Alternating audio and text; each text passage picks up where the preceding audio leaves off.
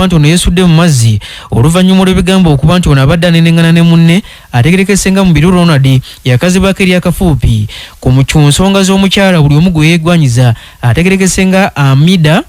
Tibazire agamba okuba nti ono yasooka kubanga bw'ati afumbirwa Ronald mu biru gye yamala kati emyezi 3 kyokka oluvannyuma kuva mu nnaku enkulu yagenda ate ow'omugenzi Stephen Nanyongi yamala ennaku 2 era oluvannyuma nnyini mukyala Ronald Mubiru n'asobola okubanga bw'ati atwala ensonga zino ewa ssentebe w'ekyalo eyatuuza olukiiko olw'amangu okusobola okubanga bw'ati agonjoola ensonga eno. Kigamba nti oluvannyuma lw'okuva mu lukiiko omugenzi yagendayo kyacwana n'alyoka ategeeza n'ab'eŋŋanda nga bagenda okujja mu bulamu bw'ensi eno. Kigamba okuba nti ono yesudde mu mazzi mu kiri ekikeesezza olunaku olwaleero era nga poliisi etuuse mu kifo kino Bunambiro omulambo n'egunnyulula n'egutwala okusobola okwekebejjebwa ng'en'okubuliza ku nsonga eno bakukyagenda maaso. Ayogerera poliisi okuva mu kitundu kino ye Helen Butoota akasizza bino byonna n'ategeeza nti mu kiseera kino enteekateeka za poliisi ez'okunoonyereza zikyagenda mu maaso. Nanyongi Stephen kati omugenzi kigambibwa nti yabadde n'obutakkaanya n'omwami ategerekesenga Mubiru Ronald ng'obutakkaanya bwabwe